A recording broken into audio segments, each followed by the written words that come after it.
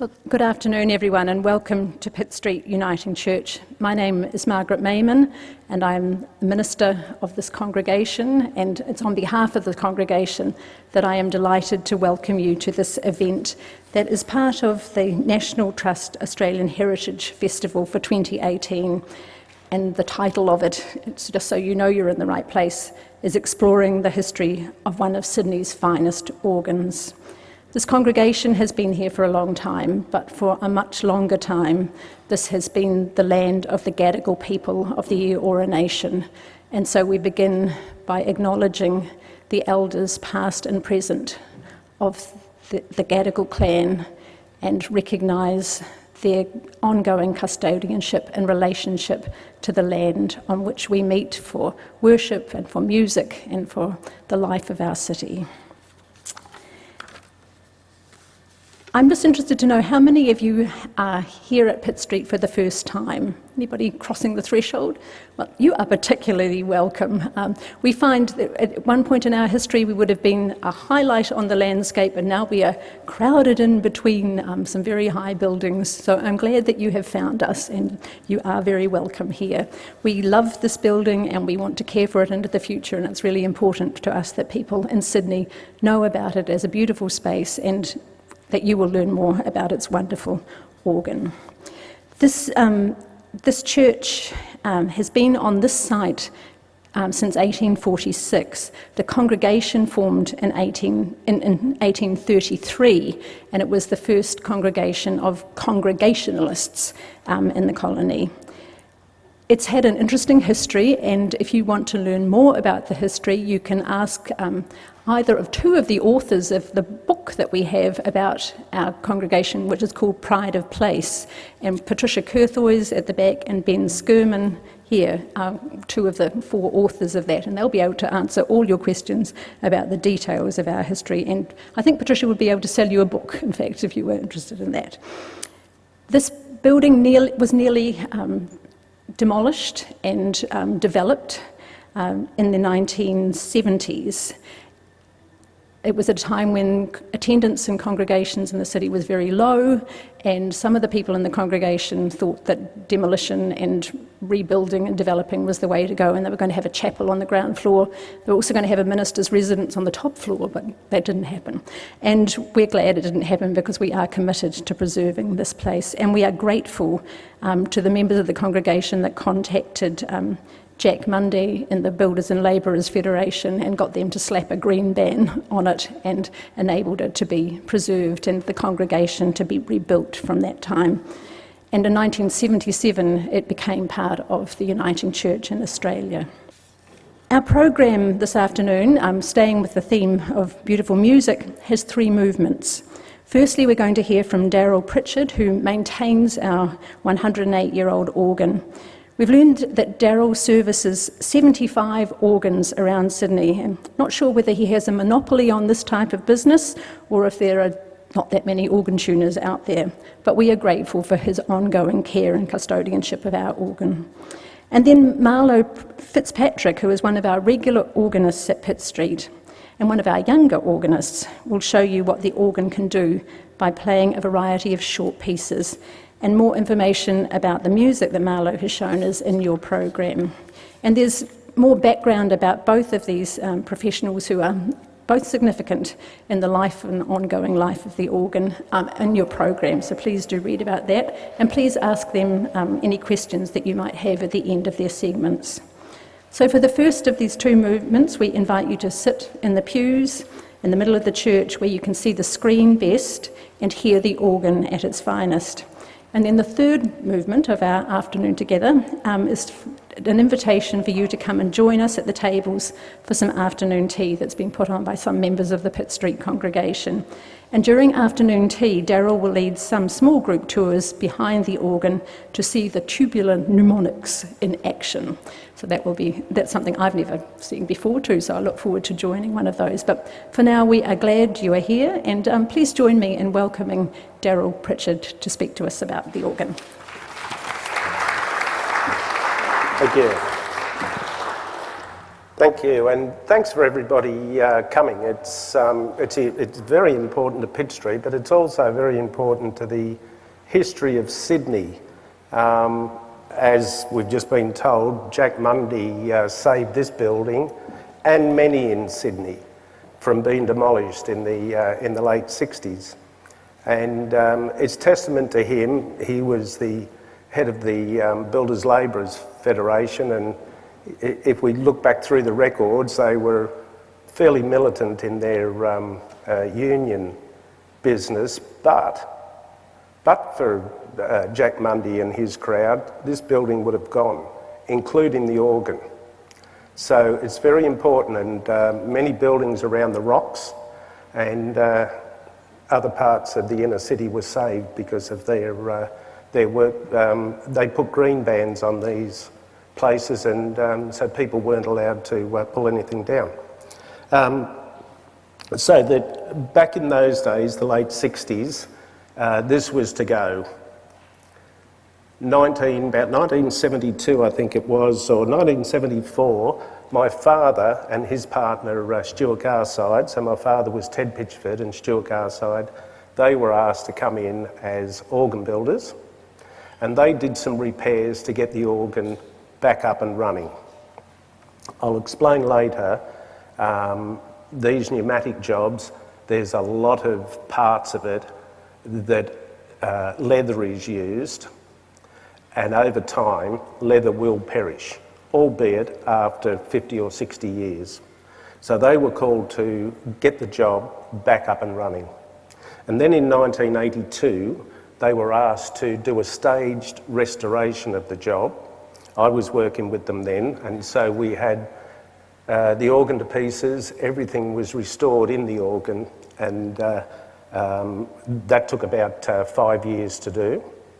And then in the late 80s and 90s, this organ was never finished.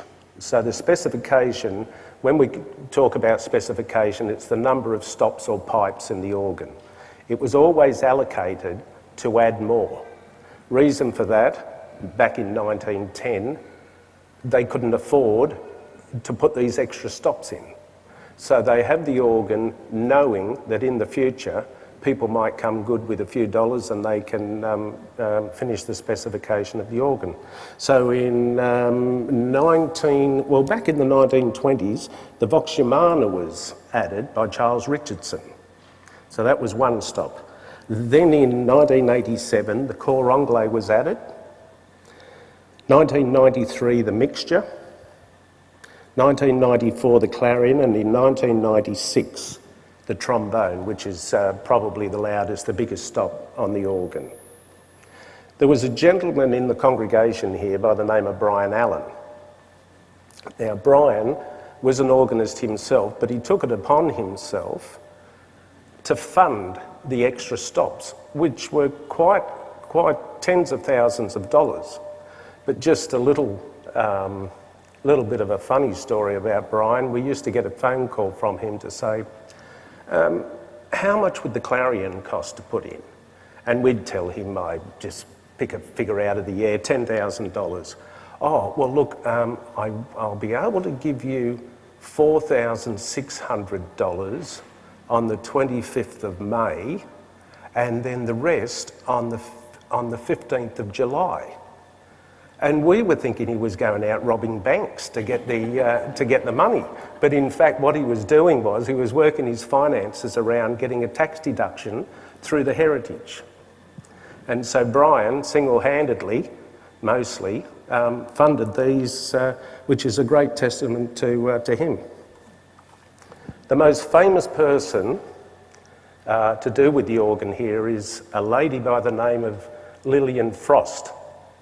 She was the organist here for 50 years. She died in 1952 from memory, but up until 1945, she conducted lunchtime recitals. This was packed. You couldn't get in here to listen to Lillian Frost. By 1945, she'd done 1,000 recitals. And her name is synonymous with the Hill and Son organ in Pitt Street and around Sydney. She played the town hall organ, etc., etc. Now, this is considered the baby sister to the Sydney Town Hall.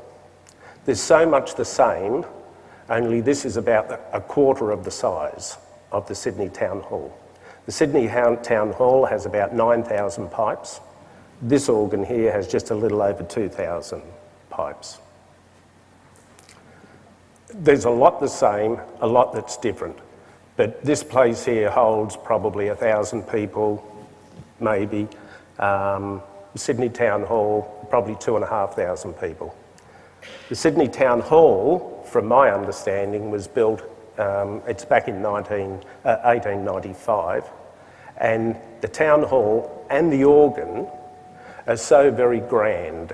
And the story goes that the reason why they are so grand was that our forefathers were thumbing their nose at the British because we were coming very close to being a federation, and so it was, we're not a colony anymore, look what we can do.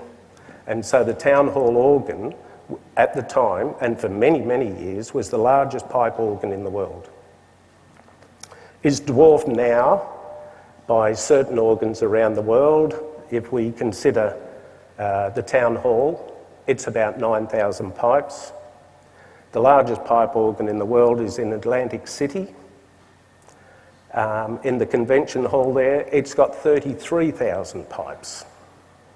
Macy's department store, or the Wanamaker organ, has 28,000 pipes and is played most weeks, or most days I think it is. You can go to the department store there in Philadelphia and hear the organ played. They are massive. And when you consider that it's 10, 12 times the size of this organ, not only in the number of pipes, but in the dimensions of it as well. So it would take up this building easily. Now we're here today because this is a Hill and Son organ. All organs from 500, 600, 700 years ago, whatever, when they started off, they were mechanical action. So, what's mechanical action? This is just a little thing, but you can do it on a much, much bigger scale. So, you move a lever by what we call a tracker or a stick. So you can sit at the console, it's like a piano, everything's mechanical. These days, the same job can be done by little magnets. You attract it and the lever moves. But back in the late 1800s, it was decided that wouldn't it be nice, instead of having to sit at the console, we could actually be away from the console. And we could play it halfway down the church if we wanted to, and be down with a choir and the organ be up in the back gallery or at the front. This is a little bit different with a pneumatic job because the console is actually up there, but the console could be down here as a pneumatic instrument. So everything in this organ is controlled by wind, so air. I'll show you a photo later of a big blower that drives the air through the organ, but everything is done with air. So the pipes, they receive air to blow them, and the action is all done by air. I can demonstrate that to somebody. So who have we got? Who's a likely candidate? Here we go. Here's Peter. All right. So all that is what we call a motor, a leather motor, and it moves up and down. Now, any motor, we're all motors. Oh, sorry, I'm getting a bit of... Yeah, it's okay. We're all motors. We get an electrical charge from the brain and it works our arms, etc., etc. So everything in life is a motor. This is called a motor. It does a job. So from there, if I'm at the keys and I blow that, that's pneumatics. It's as simple as that. By all means, have a look at that later and you can see how they all work. So this organ here, everything from the keyboard is worked by these motors. There's a series of motors. There's hundreds of them in there. And they're all supplied using lead tube. Why lead tube? Because they didn't have plastic in those days. It would have been so much easier with plastic, let me tell you. Back in 1996, when we put the trombone in, because this is a historic job, we did exactly the same actions that were here with the Hill and Son, and we used lead pipe to feed them. Very expensive. So I'll just show you a few things about the organ. As you see up on the screen at the moment, it's the console. That's where you play it. Now we're doing a double act today because Marlowe Fitzpatrick is going to demonstrate the organ for you.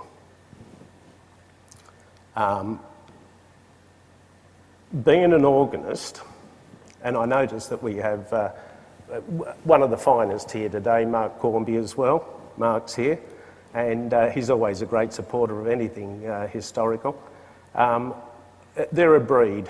They're very, very clever, or I think they are, because I can't play the organ. So what it is it's considered, the organ is considered to be the most difficult instrument to play. If you consider it, a violin has one line of music. Piano has two. The pipe organ has 3 lines of music. Not only that, but the organist needs to be able to control all the different voices or sounds that come out of the organ. It's like probably flying a jumbo jet with all the stops, the pedals, the keyboards. Very, very clever people. A lot of children take up the pipe organ. We don't see them after unfortunately playing for the weekly service in churches, but they take it up for the high school certificate because it's difficult. And they get marked accordingly because it's a difficult instrument to play. So Marlowe, when you hear him play, it doesn't come naturally. There's hours and hours of practice. And then when they think they've just got it right, there's another 50 hours practicing on these pieces. The next shot is of the console. So you can see that this is it's a medium-sized organ, but you've got to be in control of those 3 keyboards and all those stops. Next one we have, that's just a side view of the bellows.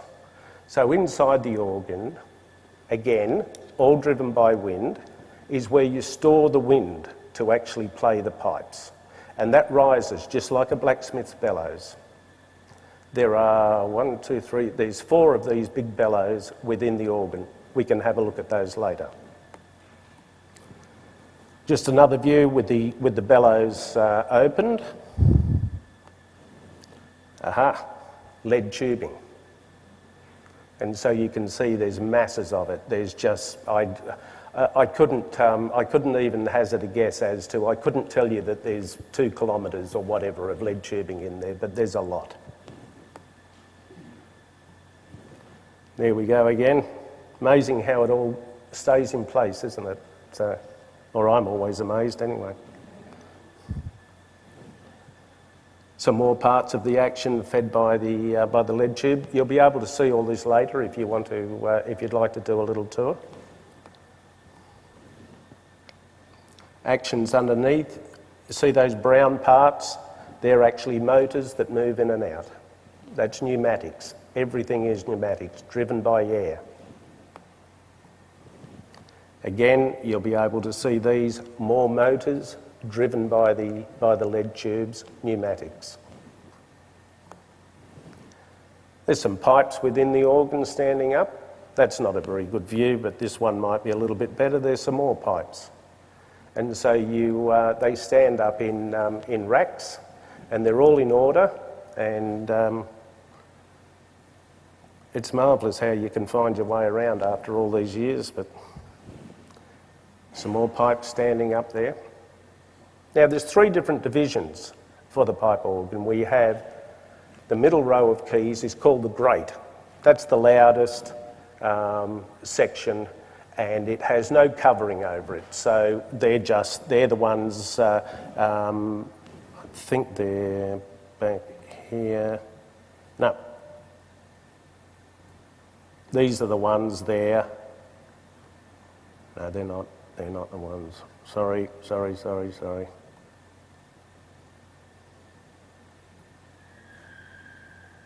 There we are. They're the ones. They've got no covering over them. You can see them just through there. I'll show you those a little bit later. There's no covering. There's other divisions that are enclosed in a box, like these ones, for instance. They have Venetian blinds in front of them, and those Venetian blinds or shutters are controlled by a pedal down at the console, another thing that the organist has to contend with. And so we can't change the actual volume of each pipe. But if we put them in a box and we have these Venetian blinds opening and closing, we can change the volume of all the pipes that are within that box. And that's called a swell division. So the choir, the bottom row of keys, are all enclosed in a box, and so are the top row of keys. And then the largest pipes in the organ are the pedal pipes. That's the largest one. At the top there, you can see them graduate. That's actually 16 feet in length, or 5 metres. Very low sound, and the smaller that you get with the pipes, the higher pitched the sound is.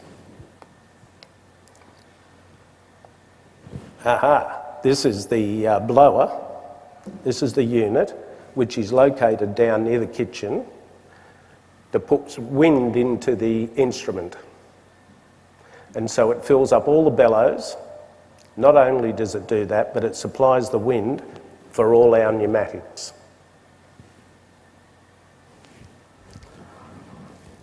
I'll pass these around and people can just have a look at,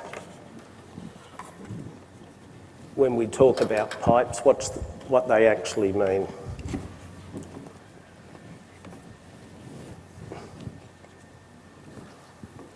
Yep.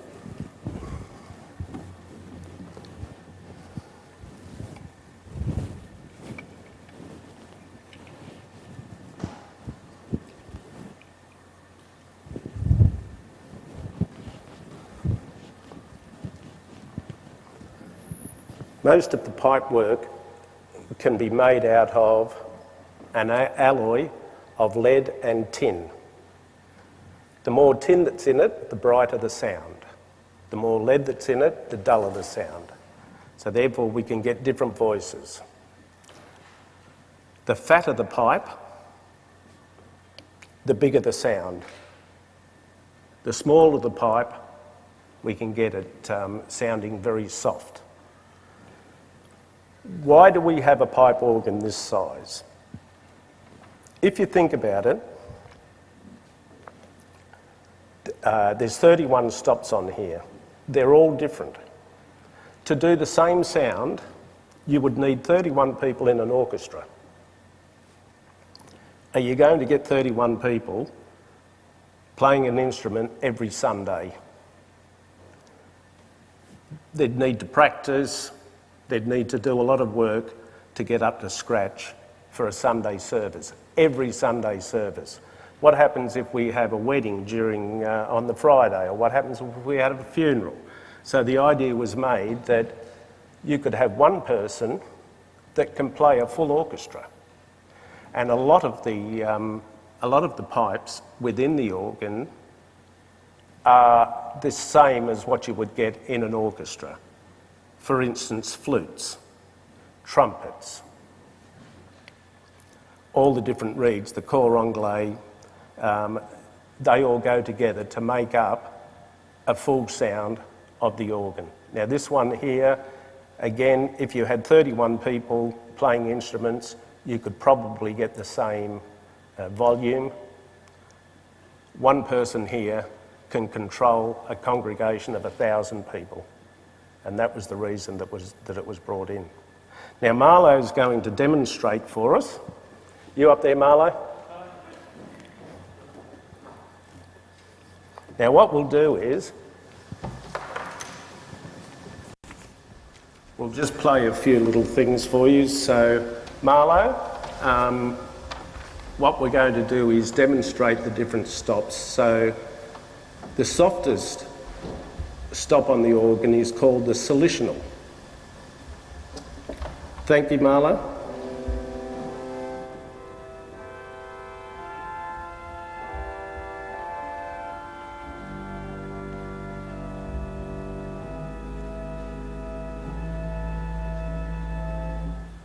And Marlowe added the bourdon, which is a pedal stop. You could hear the bass coming through there. The next one we'll do is the echo gamba on the swell.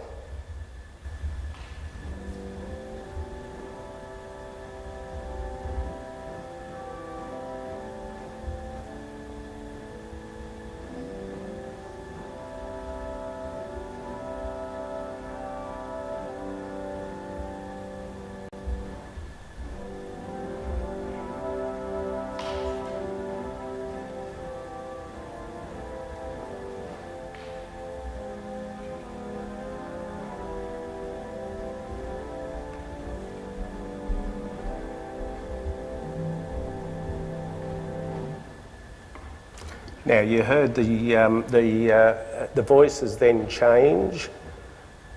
You could hear a little undulation on the second part that Marlowe played. You could hear it just undulate a little bit, like a little bit of a tremulant.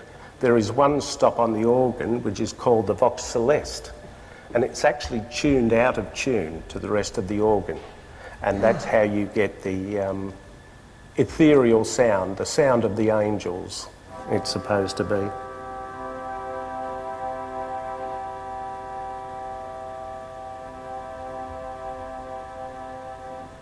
Thank you, Marlowe. The next group of pipes in the organ are flutes. They can be metal, but generally they are wooden pipes, as you see as they're being handed around. So the wooden pipes that you see there are flutes. So we'll start off with the Lieblich-Gedacht, which is on the choir.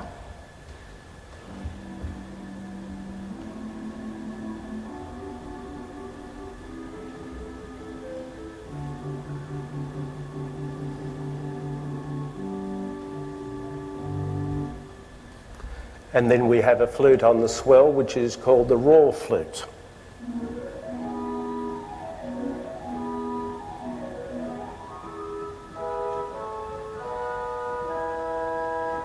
Gee, he's good, isn't he? Yeah.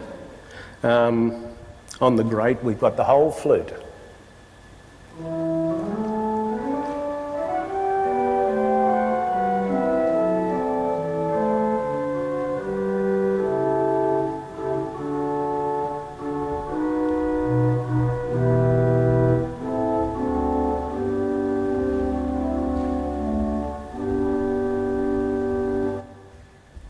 Now we get to the bases of the organ, and they always talk about a chorus for the organ, and the chorus is mainly to lead the congregation with hymn singing. Now there's a peculiar, well not peculiar, but it is peculiar to the pipe organ. It's called the diapasons. They've tried to copy them with electronics, but it seems as though nobody can get the sound of a good diapason from a pipe organ. And so we start off, everything's to do with the length of the pipe.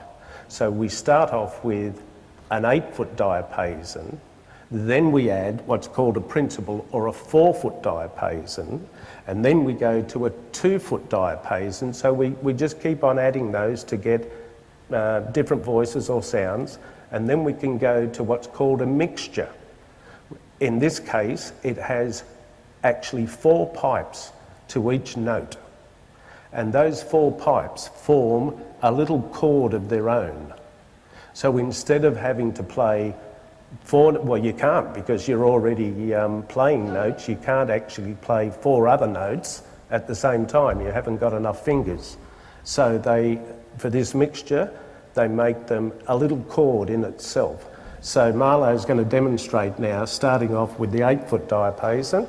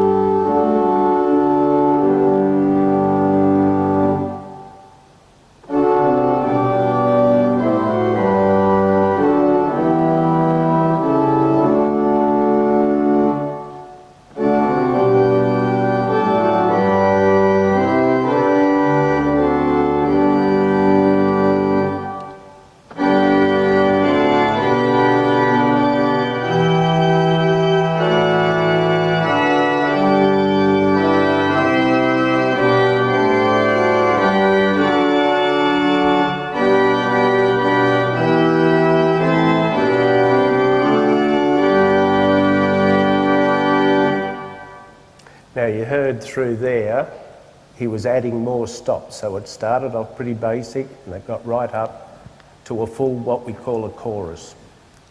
On this organ, it also has what we call reeds.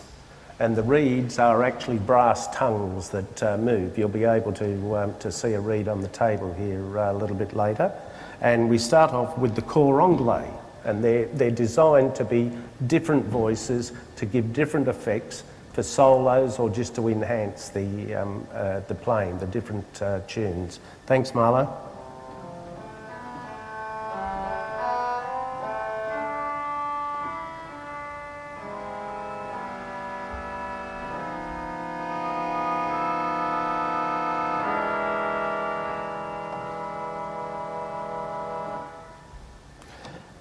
Then we go to the clarinet. Clarinet, another orchestral instrument.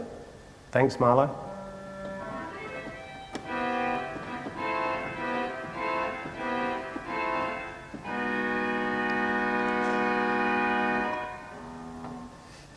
Now we've got the vox humana, and it's supposed to be the human voice.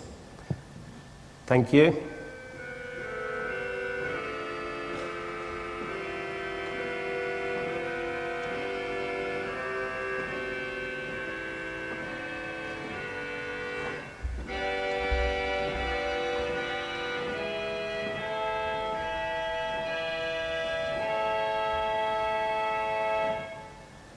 We now have the oboe, another orchestral instrument.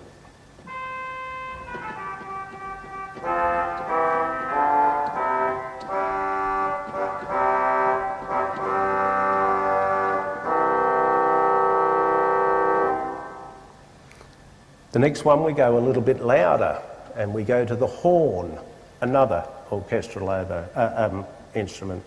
Thank you.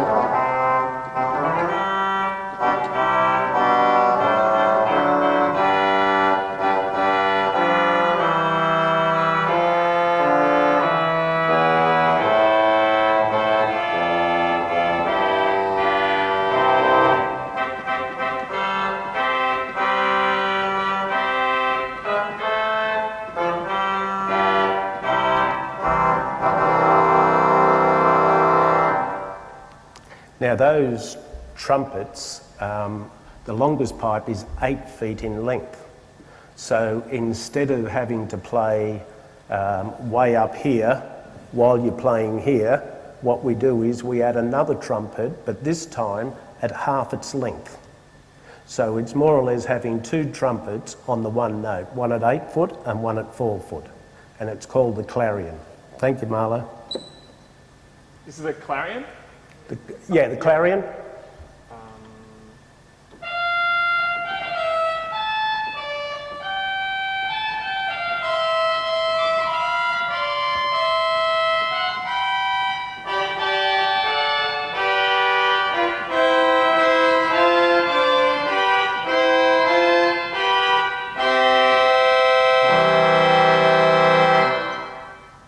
If Marlowe could just demonstrate, if we go from the trumpet, Marlowe's playing in the centre of the keyboard,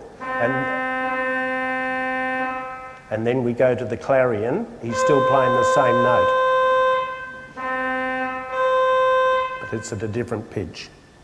And lastly, and I must say they've had for many years, they had organ competitions here in recent years, and I must say that the young ladies who were participating in the competition,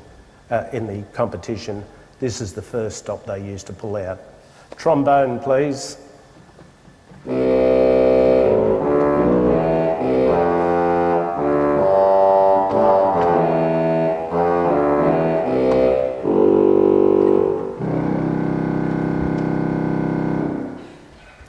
Now, I don't know if, Marlowe, could you play a full organ, please, but without the clarion, the mixture, or the trombone, please? Yeah.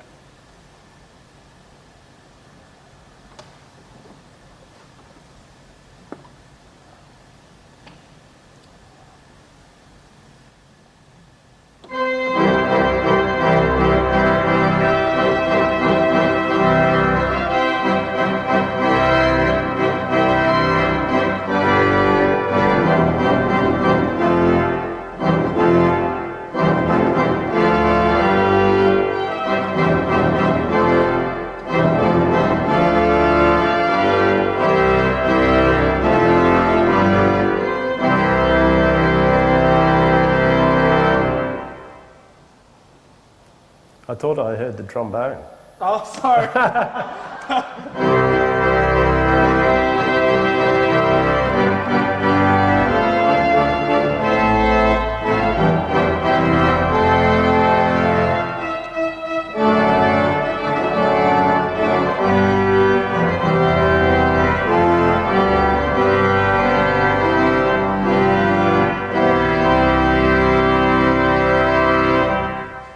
I just demonstrated that because Lillian Frost, when she played for 1,000 people, she would have killed for the extra pipes. To have the trombone and a mixture and a clarion, she would have been in her element. Could you play the whole lot now, please, Marlowe? Yeah.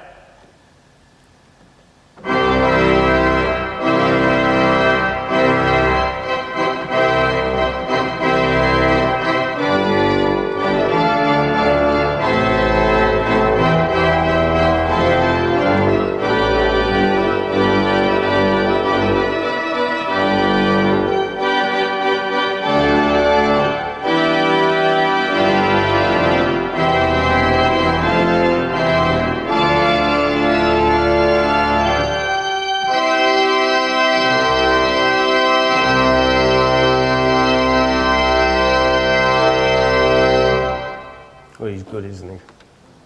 Thank you, Marlowe. That was fantastic. Now,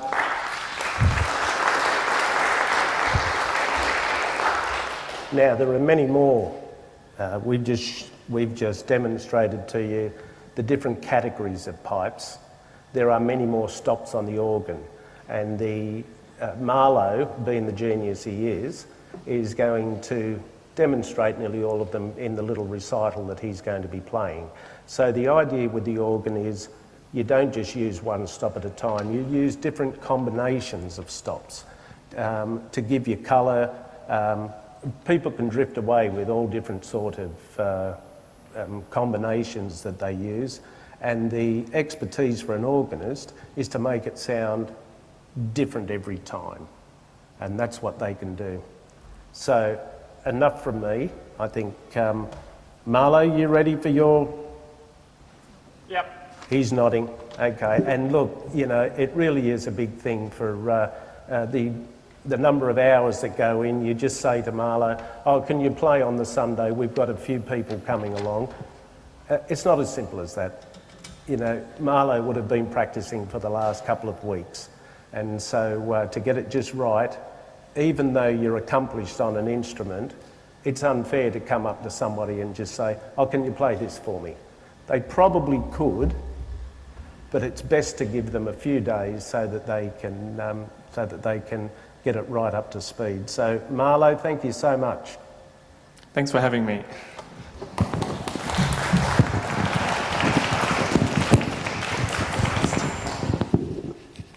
Yeah, thanks, Darrell. This instrument is so much fun to play, and it's always interesting to hear about it from the other side of the relationship. I'll just step out so that you can all see me. I've prepared a very small recital, although we should probably think of it more as a demonstration, because I have chosen pieces that I think will give you a good idea of the different abilities, competencies of the organ. There is a small change to the program. I think I'll start by playing some Bach instead of Messiaen. So I'll play a Largo from one of Bach's trio sonatas. And the reason I thought this would be good is because it demonstrates an aspect of the organ that we haven't talked about yet, which is the tremulant on the swell. It's not possible to create a true vibrato on an organ in the same way that a violin player would do with their left hand, or a saxophone player.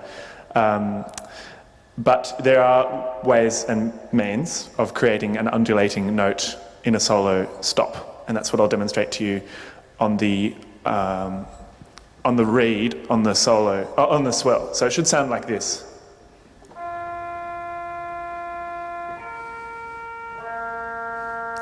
It's quite a light undulation. And I'll introduce the next piece when we get to it.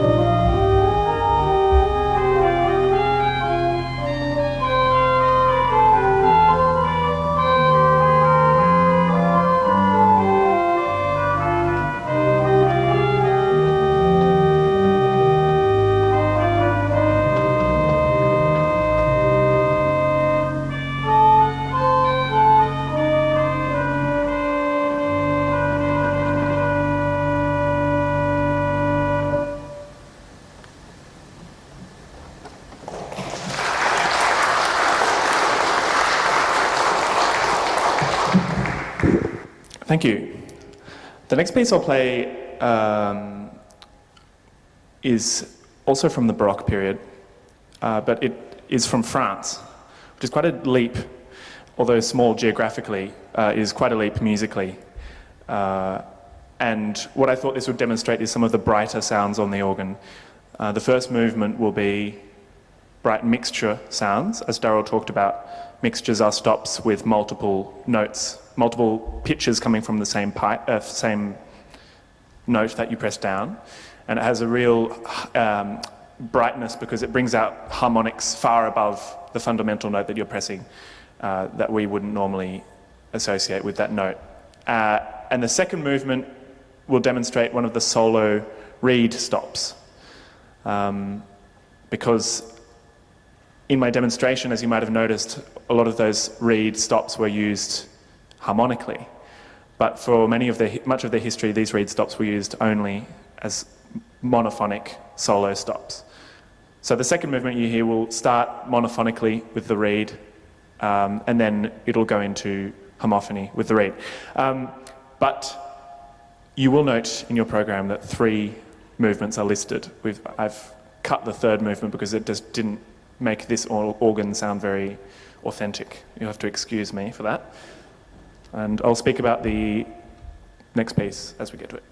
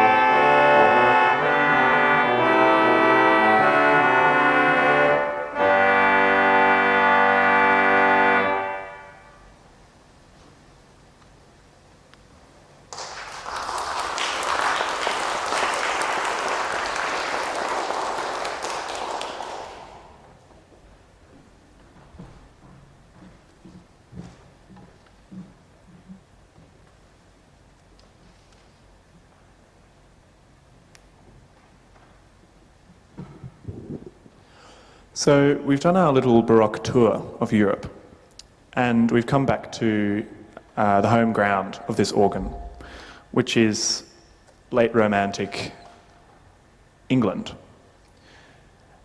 And this is the world of impersonations, characters, and orchestral imitation, unlike the music you've heard up to now. This piece particularly employs a lot of the sounds that the Hill organ excels at, which are dark, sombre, sometimes sinister, and suggestive sounds. And I thought there's no better sort of realm to enter this, there's no better way to enter this realm than through Herbert Howells, one of the greatest English Romantic writers for the organ. And the piece I've chosen today is Master Tallis's Testament. Master Tallis obviously being Thomas Tallis, who was one of the Renaissance English, probably the greatest, last great English composer before Vaughan Williams, most people say. So it's one English composer for the organ, writing in 1933 about an earlier English composer for the organ. I thought that was neat for you. You will notice, this is quite a long piece, you will notice the gradual crescendo as we add stops. My assistant and I add stops to build up to the final loud roar of the piece. But I will warn you, it doesn't end at the loud bit. There's a slight quiet bit after that. So don't applaud until you're very sure.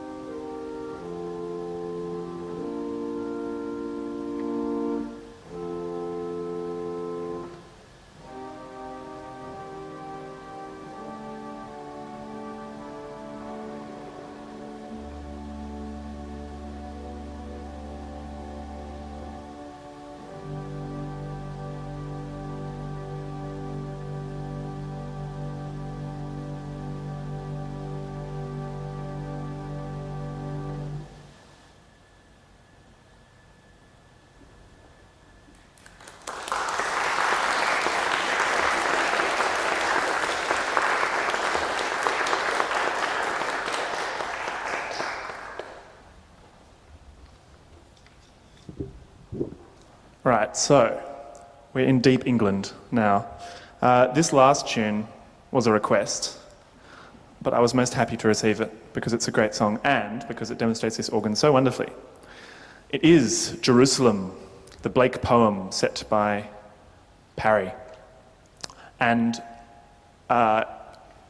the version I'll play for you is reduced from the orchestral original, but I think, given that this organ's job in the present day is largely to accompany choruses of people singing, I think it would be lovely if you joined me in voice, those of you who know the words to Jerusalem, and did those feet in ancient time, etc., etc. If you don't feel comfortable, then don't feel pressured, but I'd love to hear you.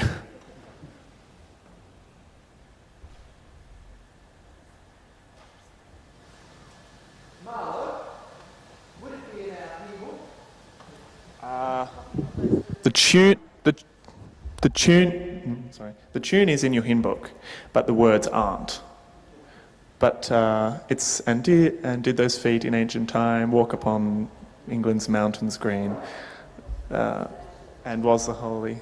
Why don't I?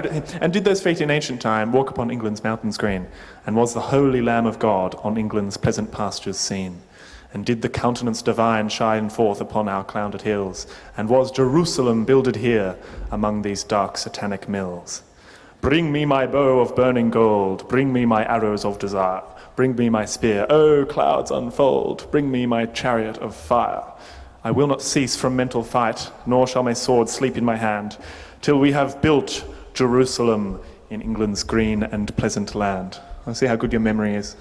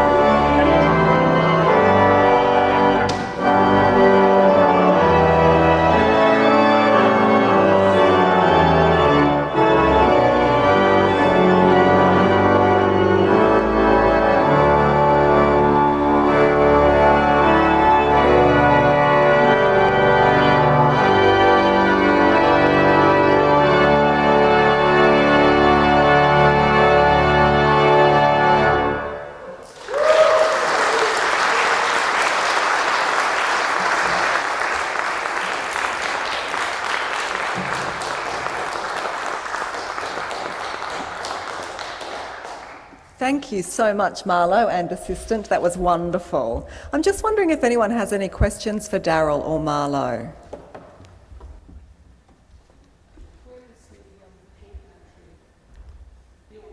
In England. In England, yes. I'll just tell you just a little about Mr. Hill. He was a prolific... Oh, Sorry. No, you're good. This is for questions. Oh, sorry. Hill was a prolific organ builder in England. There was quite a few. My father worked for a company called Willis's, which was another major organ building firm in England. We look after, I probably look after about 6 or 7 Hill organs that came out from England to the colony in those days. And Mr. Hill had a knack of being able to voice an organ that was very pleasant, very powerful. It's renowned throughout the organ world as being the Rolls Royce, or nearly the Rolls Royce. I suppose the Rolls Royce would be a French company called Cavaille-Coll, but Hill is way up there with any of the organs.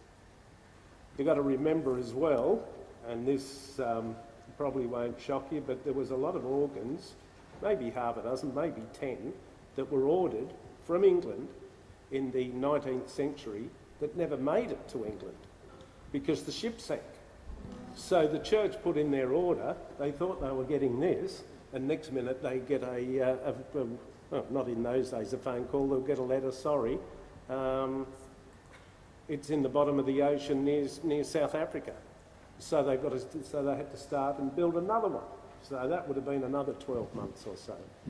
Mr. Hill, from my experience working with the organs, if it needed a piece of timber 12 mil thick, he used 25 mil. Everything was way over specification. While you look at it today, it's 108 years old, and it's just like it was 108 years ago. So while we're just having a little chat, there's 2 things I'd like to do.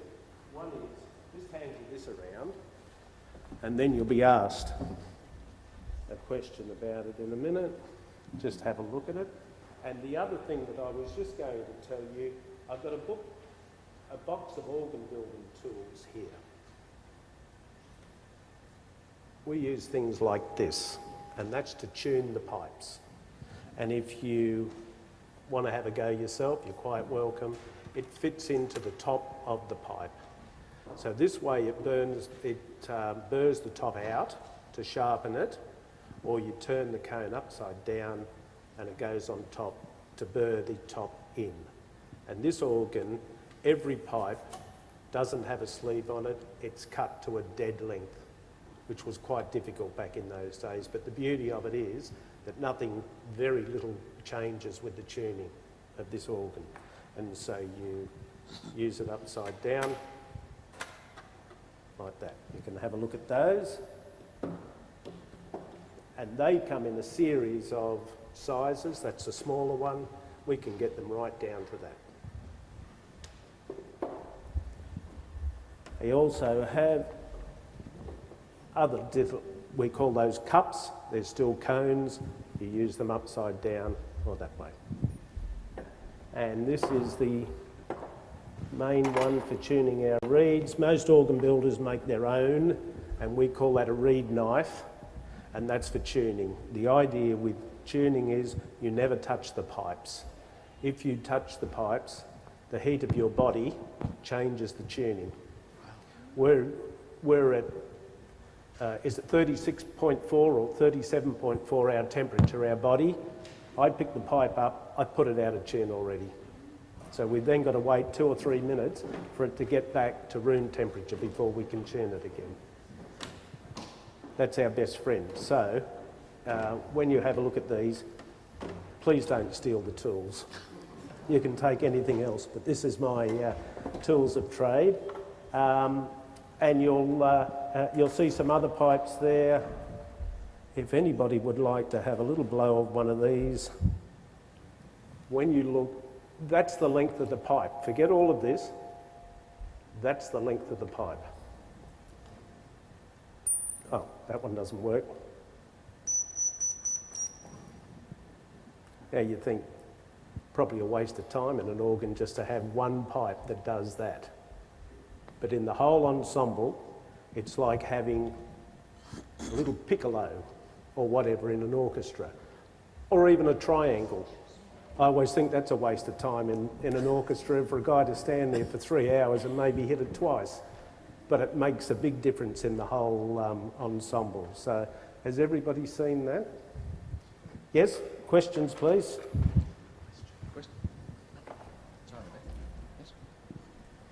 Yes or no question, Darrell. Was it ever pumped by human beings, this organ? 1910, no, I wouldn't think so. Although that's a very interesting question. I think if you look behind, there's a spot where handles could go into it. I would say yes then, 1910. 1910, they did have electric motors then. I've only been looking after it for 45 years. Thank you for the question. I'll have to do my research on that. The other day, we found a new room in this building that none of us knew existed. The organ motor room is in the far back corner over there. In the ceiling is a manhole, which no one had ever been up. We cleared out all the junk, we went up there, and above it is another room with another older blower in it, which must have been used prior to this one. Look. I've been up there. Oh, well, you knew that. None of us knew that. But my question was, if your body heat changes the tuning of a pipe, does the tuning of this organ change between summer and winter? Certainly does. The metal pipes would change, but the wooden ones would not, presumably. No, they all change about the same. That's lucky. It's strange with the tuning of a pipe organ. It's a bit of a furphy to say that the temperature just changes the organ. More importantly, what it is it's the atmospheric conditions. So the more moisture that you have in the atmosphere, the different it blows the pipe. So the drier it is, you'll get a different sound out of the pipe. So yeah, it's all to do with the weight of the air that goes through the pipe as to how much it can change the tuning. So it's not just the temperature, but it is the actual weight of the air at certain times of the year. In winter time, there can be hardly any moisture around, whereas in summer, you know what it's like in Sydney, we can get that incredible humidity, and the air has a lot more moisture in it. That can change it. So, have we got that? Oh, just Yep, one more please, question, perhaps. please. Darrell, I've noticed with the lead piping, some of it's really, really long. Yep. Some of it goes around curves. So I'm wondering two things. Is there a tiny delay when the key's pressed till the sound comes out because of that? And does the curve mean that some keys have to be pressed harder, noticeably harder to get at the sound, or how does that work? Good question, and I can. You'll find it strange, but I can give you an example. When you're at home with your hose in the back garden, if you haven't used the hose for such a long time, there's no water in it. And therefore, when you turn the tap on, you wait an age for the water to come out the other end. However, with air, within this pipe now, that length, it's still full of air. So when we inject more air into it, all we're doing is pushing the existing air to do its job. So it's not as if we have to, as if the air starts from there and we've got to wait until it gets to there. There is air right throughout that tube. So as soon as air is introduced there, it pushes the air that's already here to do the job. Does that explain your question?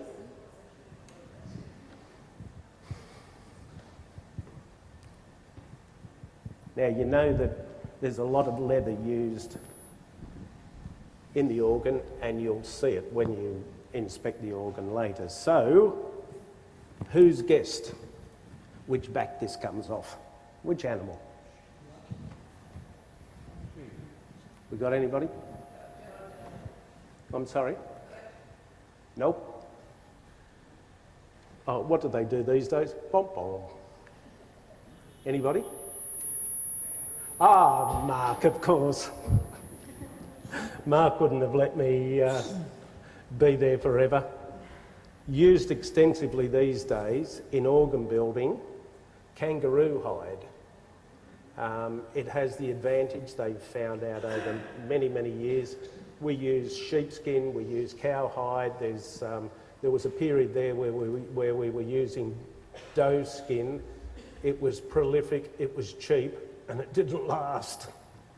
And most organ builders in the world purchased the stuff, and it only lasted about 30 years. And this I think will last, I don't know, but it could last 80, 90, 100 years. You might be interested to know that when you watch the MotoGP, most of the leathers on the riders are kangaroo. It's been found, it's quite an industry here in Australia now. It's found to be, as you can feel, supple, it's long wearing, very, very hard. You can't tear it. There's other skins that you can actually tear, but I defy anybody to be able to tear that. And so that's an important part. Any more questions? Gee, we've had a couple of good questions, haven't we, for organ building? I'll leave it to you. Thanks. Oh, and where's Marlowe? Oh, thanks, Marlowe. That was fantastic. I really appreciate that.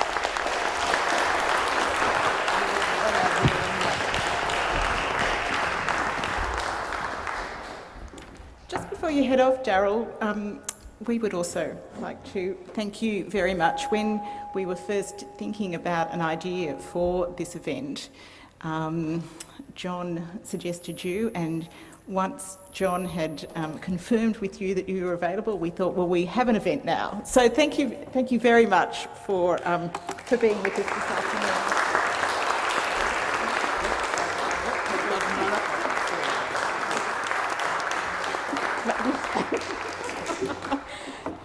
And we would also like to thank you very much, Marlowe, for your participation in the event. Once we'd secured Darrell, we knew that we needed an organist, and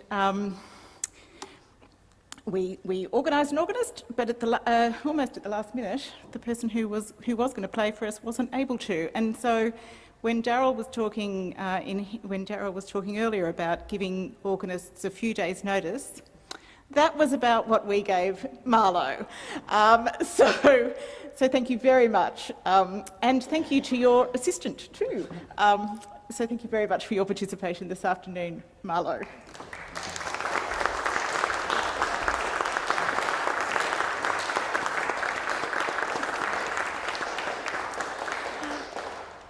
I'd now like to invite everyone to afternoon tea, which will be served around here.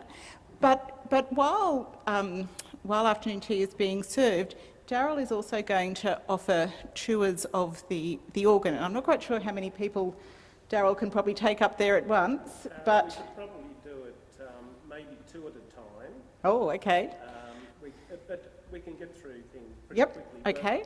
I think what we'll do is we'll do the bottom half first. Everybody can have a look at the bottom half, and then I can take them upstairs. Okay. So if you're interested in having a look upstairs, keep an eye on Darrell and form a queue. The other thing that I'd just like to invite you to consider filling in while you're having afternoon tea is a visitor's feedback form, and this comes from the National Trust Australian Heritage Festival, because as you would know, that this event is actually being put on as part of the Australian Heritage Festival, and so they're interested in any feedback that people might have about the event. So if you're interested in doing that, please pick up one of those from the table across here and fill it in and either return it to me or you can send it back to the National Trust. And we do also have copies of the history of the church available for sale during afternoon tea.